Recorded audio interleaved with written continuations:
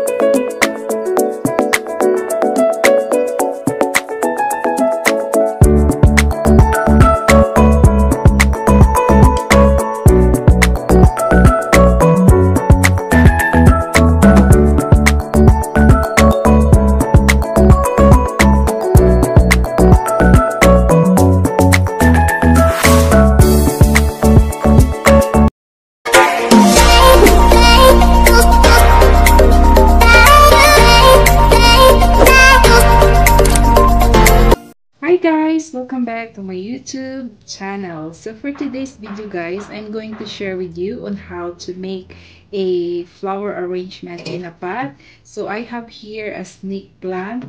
So I wanted this to be more beautiful as it is. Dahil minsan meron po tayong mga bisita sa ating bahay and we need to go to flower shop. We rush to go to flower shop just to buy a flower arrangement para mapaganda yung ating arrangement sa ating bahay. But now I'm going to share it with you the steps para po magkaroon kayo ng idea on how to make a simple flower arrangement. So out of this snake plant ay pwede po tayong magdagdag ng ibang flowers para po ito ay gumanda. So just keep tuning in, and if you're interested, just keep on watching.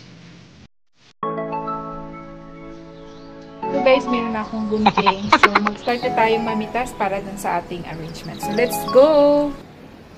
Guys, mag-i-start na akong cut ng mga flowers. Yung gagamitin natin sa arrangement. So ito kakat ko na, sayang. Sayang daw. Ayan. So ako yung cameraman, walang taga-camera, kaya hindi ko makuhanan yung dalawa kong kamay. So ayan, ikakat ko na ito guys. And then, kuha tayo ng rose. Yan. Kailangan natin ng mahaba. And then, kailangan natin ng medyo mahaba. Kailangan natin ng mahaba at saka maiksi. So, ito. Yan, pinitas ko na guys.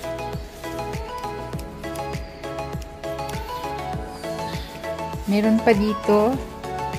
Ayan.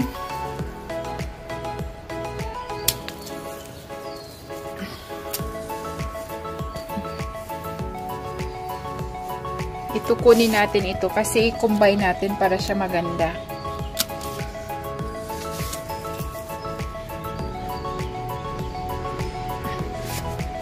And then, kuha din po tayo nito konti.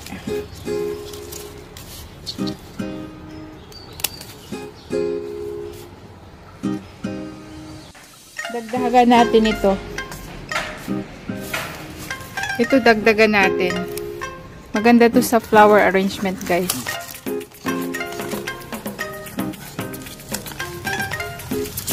Marami na akong dati konti lang to, guys. Ayan, dumami siya ng dumami.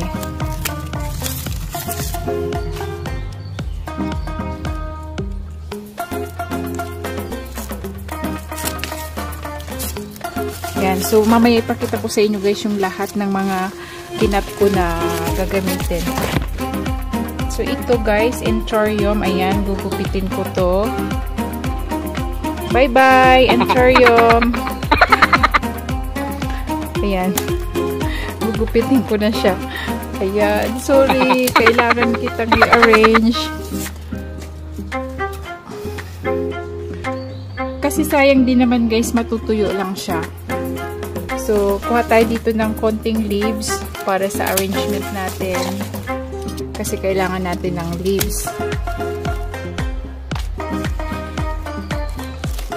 alam mo maganda to guys, time to time i-cut din siya para lalo siyang lumago guys. Ano ba yan? Nahulog. Ayan. Ayan na yung mga ito na guys yung mga nakatato. Ayan. Ito yung mga leaves na gagamitin natin. Ayan. And then, ito na po guys yung ating mga roses. Ayan. Lahat sila blooming. Kasi after few days guys, ay mawawala na din ito. So, it's much better na ipakita ko sa inyo kung paano i-arrange. Kasi, masasayang lang din to guys. So, meron po dito tayong ito. Ayan, maganda to guys sa arrangement. Kasi, colorful yung kanyang leaves. And then, we have also here ayan, yung baby rose. Ito, gustong-gusto ko to guys kasi maganda yung kulay niya. And then, ito wala na kasi yung iba, patay na siya na, ano na, wala na, mag-isa na lang ito guys. And then, we have here anthuriums. Ayan.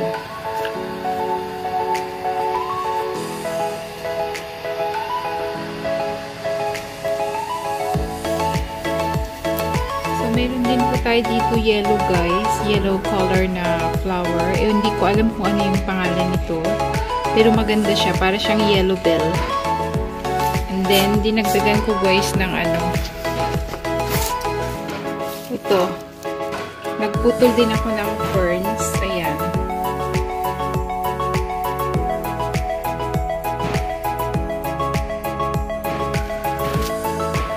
So, bali yan po lahat guys yung aking gagamitin.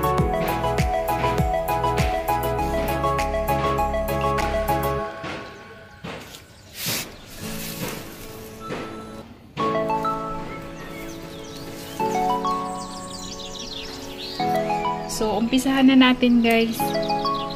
So, hi guys! Ito, umpisahan na natin ang pag-arrange. So, keep tuning in guys at tingnan nyo po kung paano po i-arrange itong aking pot flower arrangement. So, keep on watching!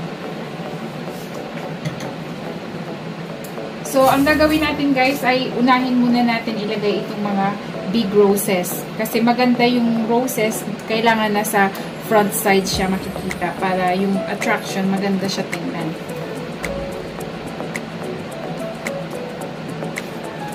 So, ilalagay natin yung rose dyan.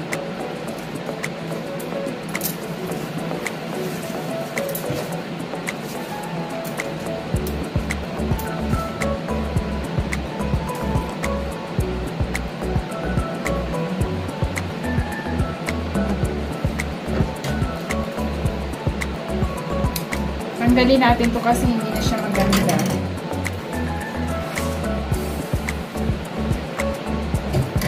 Okay. Ang technique guys, lahat ng mga bloom na flowers, kailangan ilagay nyo po guys sa harap para maganda siya tingnan. Yung mga, yung mga blooming siya, maganda siya sa front nyo makikita.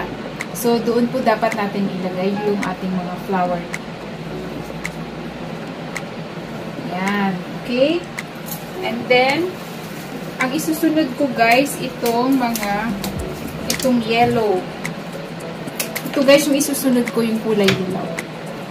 So, ilalagay ko yan dito sa harap kasi attractive po siya. Ayan. Ayan. So, dalawa ito guys. Ilalagay lang natin dyan. Ayan.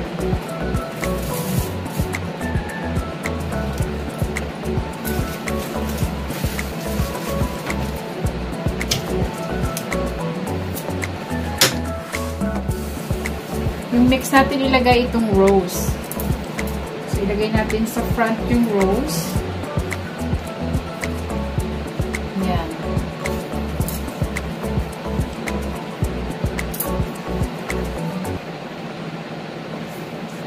Ayan guys. So, nakikita yung view ng bulaklak. Ayan. Yan yung front side. So, next po, lalagyan po natin siya ng ito, ilalagay natin yung mga decoration. Ayan, pwede yan ilagay natin dyan.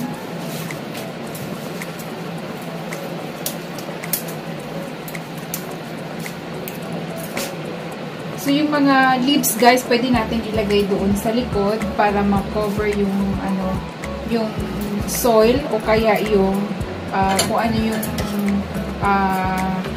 ginamit natin na pang dito sa loob. Ayan, guys.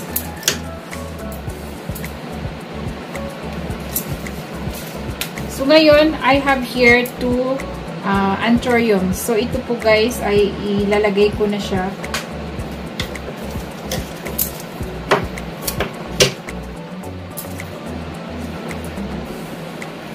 Ayan. So, pwede nyo yan ilagay dyan. Para nakikita siya. Huwag po natin ilagay guys sa dapat yung flower nasa harap, nakikita lahat yung ng flower. Yung view niya. Huwag natin ilagay yung mga flower na ito. Huwag natin ilagay sa likod. So, ayan guys. Ayan, maganda na siya tingnan. So, ayan, pwede na natin ilagay yung mga ferns natin.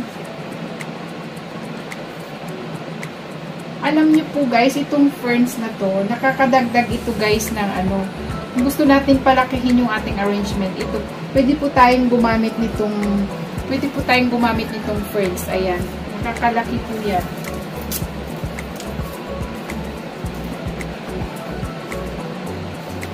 Ayan.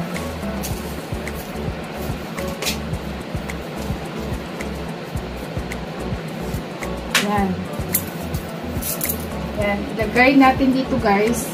Ayan. Para malaki siya tingnan. Ayan.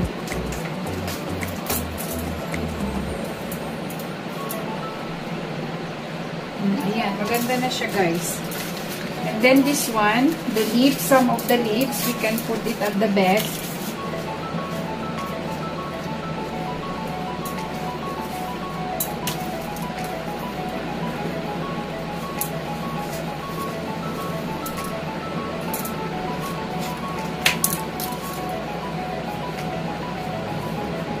Ayan. So, maganda na guys.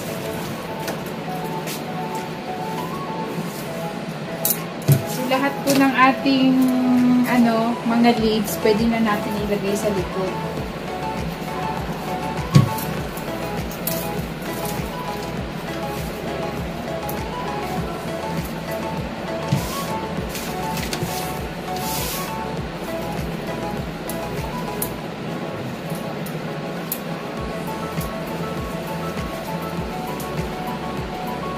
Yan. So, nakikita guys yung nakikita yung view ng ating flower. So, makikita nyo, ang technique ganun po guys, yung mga malalaking flowers, ilagay nyo po sa harap, tapos yung mga leaves doon sa bandang likod. So, lagyan din po natin ng konting leaves dito sa harap kasi para siya maganda tingnan. Para hindi siya empty tingnan, lagyan po natin dito ng konting leaves.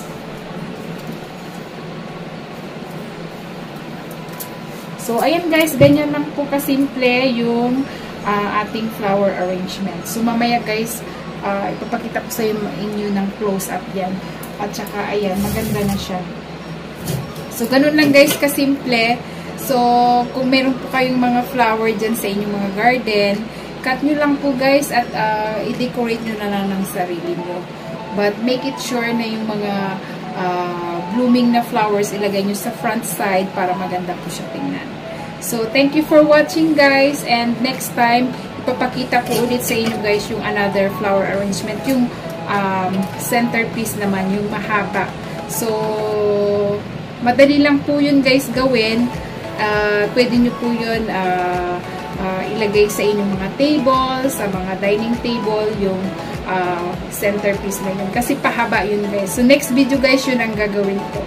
So, maraming pong salamat guys sa inyong pagsama sa aking video for today. Maraming salamat. Bye!